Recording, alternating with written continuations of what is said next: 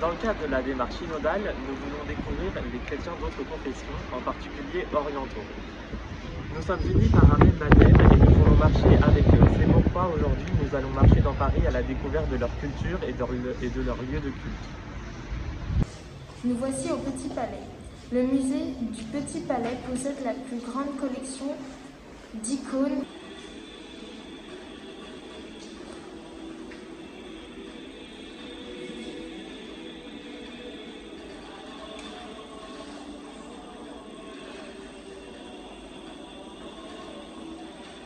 Voici l'icône de Saint-Martin. Elle a été réalisée en Crète, qui dépendait de Venise à l'époque de sa réalisation vers 1500.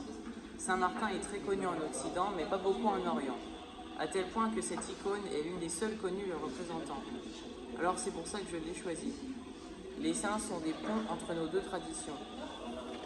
Voilà, eh bien, nous sommes en train de comparer les peintures orientales et les peintures occidentales. Alors là, nous sommes à l'église Saint-Séverin, où nous allons célébrer la messe. Nous allons prier pour que la connaissance mutuelle entre toutes les confessions chrétiennes grandisse et que nous grandissions tous ensemble dans l'amour de Dieu.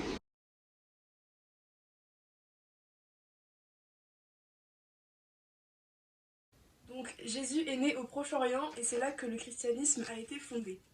Les apôtres fondent ensuite des communautés de croyants, donc comme par exemple Pierre pour Rome, Jean pour Antioche et Jérusalem pour Jacques. Et c'est aussi dans les territoires plus lointains, donc comme par exemple l'Inde ou la Chine par Thomas.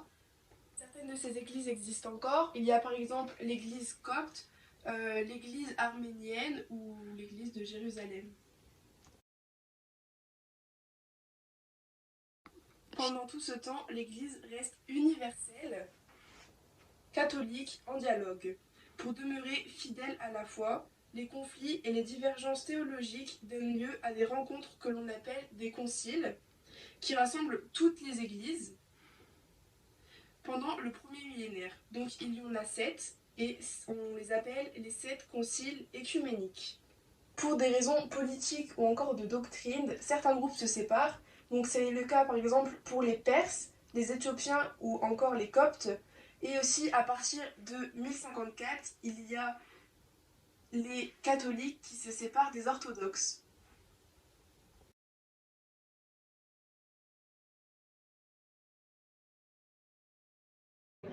Nous sommes devant la plus vieille église de Paris. Elle est utilisée par des chrétiens melkites. Ils remontent au premier temps du christianisme. C'est aujourd'hui une église orthodoxe roumaine qui leur sert de cathédrale à Paris. C'est une église syriaque catholique. La liturgie célébrée est très ancienne. La langue parlée est araméenne.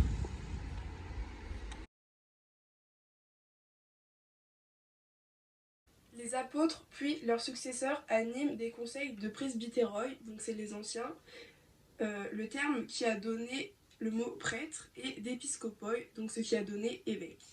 Dès le début du IIe siècle, il y a un évêque unique à la tête de chaque communauté et il apparaît comme le successeur des apôtres. Il reçoit une ordination avec l'imposition des mains. L'Église s'organise aussi en patriarcat fixé par le concile de Chalcédoine en 451. Ce sont des regroupements de diocèses. Donc il y a par exemple l'Alexandrie, Jérusalem, Antioche, Constantinople ou encore Rome. Nous voici devant la cathédrale orthodoxe de la Sainte Trinité. Elle mélange les styles byzantin et russe. Elle est surmontée de 5 clochers à bulbes recouverts d'or mat et d'une croix orthodoxe. Donc ici, des chrétiens orthodoxes, français, russes et ukrainiens, moldaves, géorgiens, grecs s'y retrouvent pour une vie paroissiale. Les icônes sont une richesse pour tous les chrétiens et pas seulement les orthodoxes. Le fidèle qui prie devant une icône ouvre son cœur comme devant les rayons du soleil. L'icône est prière.